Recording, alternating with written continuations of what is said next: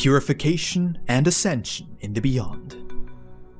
Revelations of Jesus Christ from 1884 to 1950.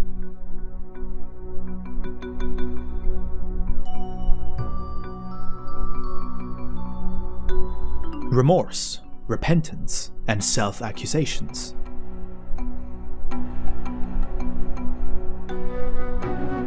Thus saith the Lord. I do not wish for your spirit to stain itself, nor that you die to the true life. That is why I visit my justice upon you, when I find you indulging in harmful delights and pleasures. Your spirit must arrive to my bosom pure and unstained, the way it was when it had left. All who shed their body in the bowels of the earth and leave behind this world in a state of confusion, upon beholding my presence revealing itself in the light of eternity and illuminating the spirits, awaken from their profound sleep, weeping and with desperate remorse. As the pain of the child freeing itself from its sorrows continues, the father suffers as well. Remorse and agony from a lack of wisdom, and suffering from lacking the spiritualization necessary to enjoy that life. These things and more are present in the expiation of the spirits that arrive at the threshold of the spiritual life, stained or lacking preparation. Understand that I cannot take sin, imperfections, or the perversity of man as offenses against the Father, for I know that the evil committed by men they have done to themselves. How luminous would your lives be, and how great the advance of your sciences, if you loved your neighbors and did the will of your Father, if you would sacrifice something of your free will and work in accord with the dictates of your conscience. Upon surpassing the limits of the material world, your science would touch upon the supernatural. For up until now, it had not even approached those limits. What consternation the spirit of the scientist feels when it abandons this world and comes face to face with the divine truth. There he bows his head in shame, praying that his pride be forgiven. He believed he knew all and could do all, and denied the existence of anything beyond his knowledge or comprehension. However, upon finding himself before the book of life, before the infinite work of the Creator, he must recognize his wretchedness and cover himself in humility before him who is absolute wisdom. Fear not, thinking of all your earthly sins as you arrive in the spiritual valley. When you allow the pain to cleanse you, as repentance searches forth in your heart, as you struggle to make amends for your mistakes, you will arrive pure and worthy before my presence, and none, not even your conscience, shall dare to mention your past imperfections. In the perfect mansion, there exists for each and every spirit a place awaiting in time or in eternity the arrival of its owner. One by one, you shall come to my kingdom upon the ladder of love, compassion, faith, and merit. Compensating justice. Only few disciples have I employed in this world, and even less of those who have been as an image of the Divine Master. In the spiritual realm, I have many disciples, for that is where advancement within the study of my teachings is more abundant. That is where my little ones, those who thirst and hunger for love, receive from their master what mankind denied them. That is where those who were ignored on earth, on account of their humility, shine because of their virtue, and where those who glistened with false enlightenment in this world weep in sadness and repentance.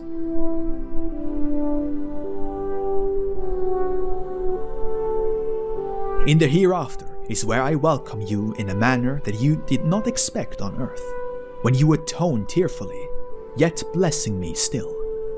It does not matter that, along your journey, you had a moment of severe rebellion. I will take into account that you had experienced days of great distress, and that during those days, you demonstrated resignation, and you blessed my name.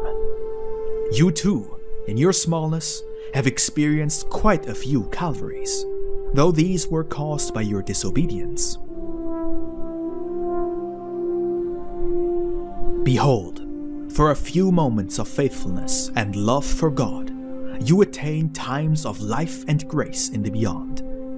In this way, my eternal love responds to the temporary love of man. Every good deed will have its reward, which will not be received on earth, but in the beyond. Yet how many of you would like to enjoy that glory here on earth, unaware that he who does not work towards his spiritual life will be without merit upon entering it, and his repentance will be great indeed. He who goes about seeking the honors and praise of the world shall have them here, but they will be of short duration, and will serve him nothing the day of his entry into the spiritual world. He who seeks money shall have his reward here, for that was what he sought. But when the time comes to leave it all here, to face the beyond, he will have no right to claim compensation for his spirit, though he may believe he has done much for charity.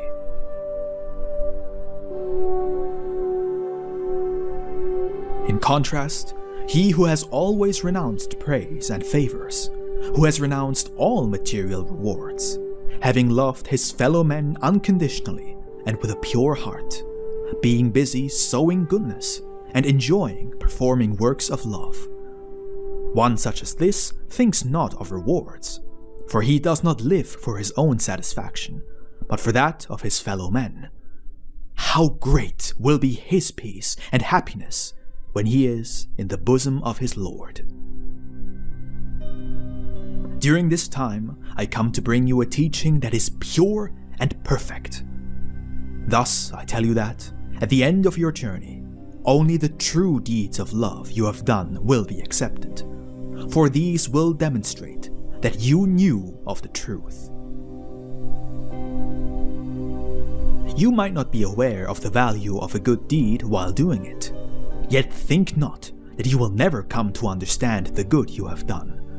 I say to you that each one of your works will be rewarded.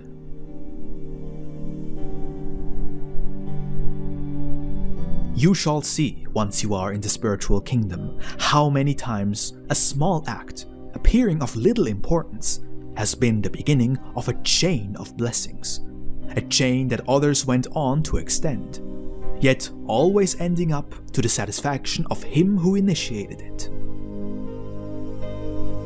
I inspire you to earn merits, not for you to be moved by selfish interests in your own salvation, but for you to act thinking of your brothers, of the generations yet to come, whose jubilation will be great when they find the road prepared by those who came before.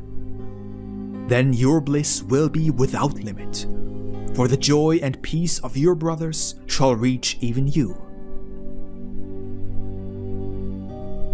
How different are the circumstances of those who seek only their own salvation and happiness, for they, upon arriving at the place they have prepared by their works, cannot have even a moment of peace or happiness, as they contemplate those they left behind, bearing the heavy burden of their suffering.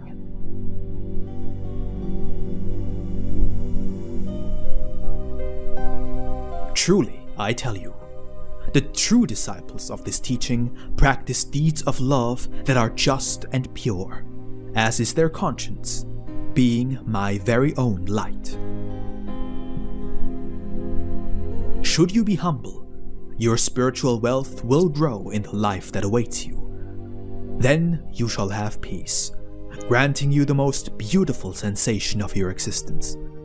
And within your spirit shall be born the desire to serve the Father as a faithful guardian of all I created, consolation for those who suffer, and peace for those who feel no tranquility. The Ascension of Spirits to the Kingdom of God. This is the third era in which your spirit, upon this earth already, may begin to dream of greater insight and higher dwelling places. For he who, upon departing this world, bearing within his spirit the knowledge of what he will find, and the development of his spiritual gifts, shall pass through many worlds without lingering within them, until he arrives at the place that has come to befit him by his merits, the realm he shall inhabit. He shall be entirely aware of his spiritual state. He shall know how to carry out his mission, wherever he may find himself. He shall know the language of love, harmony, and justice, and he shall know how to communicate with the purity of the spiritual language, which is thought itself. For him there shall be no obstacles, no confusion, and no mourning, and evermore he shall come to experience the immeasurable bliss of nearing the homesteads that belong to him, for he has earned them as an eternal inheritance.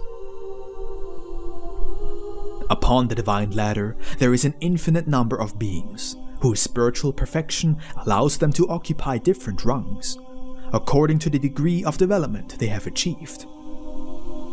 Your spirits were created with appropriate attributes to develop along this ladder of perfection, and to reach the goals designated by the divine designs of the Creator. You do not know the destiny of those spirits, but I tell you that it is perfect, just as everything else created by me.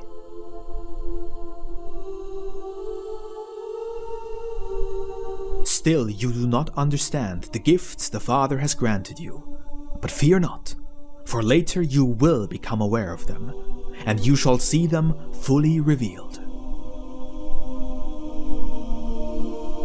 The infinite number of spirits, which, just like you, reside in many different dwellings, are united amongst themselves by a superior power, which is that of love.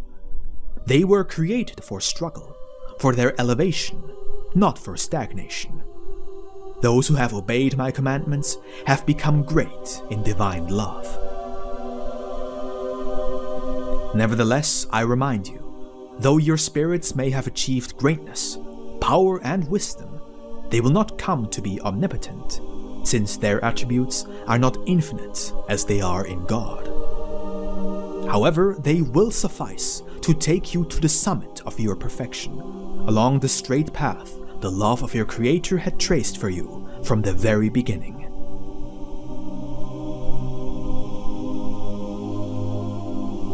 Seven developmental stages must your spirit traverse in order to reach its perfection. Today, while living on this earth, you do not know upon which rung of the ladder you find yourselves. Though I know the answer to this question, I must refrain from revealing it to you now. Each rung, each step, each mansion offers greater light and greater bliss to the spirit. However, supreme peace and the perfect happiness of the spirit are beyond the fleeting dwellings of the spirits. How many times will you believe to feel the perfect happiness within the bosom of God, not realizing that this happiness is merely the promise of the next world, to which you will pass once this life has taken its course?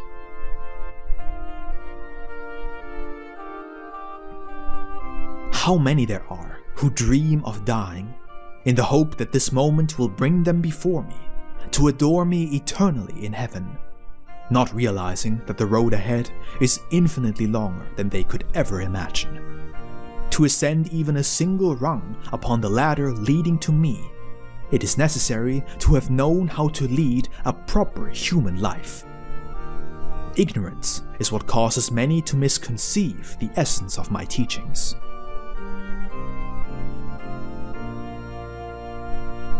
Because of man, the forces of destruction have been unleashed, and war has sown its seed in every heart. Oh, how much pain humanity has experienced. How much desolation, misery, abandonment, and mourning have men left in their wake. Do you believe that the spirits of those who had fallen in battle have perished? Or that that part of life, eternity inhabiting every man, has ceased to exist? No, my people. The spirit survives war and death. That part of my own spirit rises from the fields of pain, seeking a new horizon upon my road, to continue living, blossoming, and developing. I have given the earth to all of you, to share in it equally, to live in peace thereupon, and to make it a temporal home for yourselves, where you will develop your gifts and prepare your spirits to ascend to their new homestead.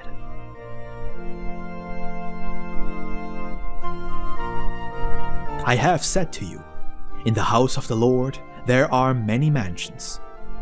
You will know them as you ascend on high. Each dwelling will bring you ever closer to me, and you will reach them according to your works, for all is subject to a divine order and justice.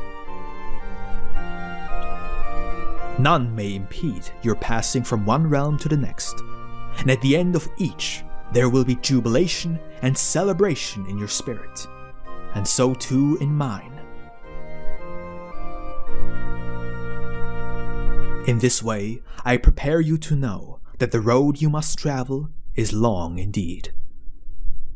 Do not remain content with your first works, believing they will open the gates to those mansions. Yet I tell you this as well. It is beautiful and satisfying for a spirit to reach the end of a developmental stage, stopping to look back at the road already traveled, the great struggles, the days of bitterness, and the hours of peace after overcoming the numerous obstacles.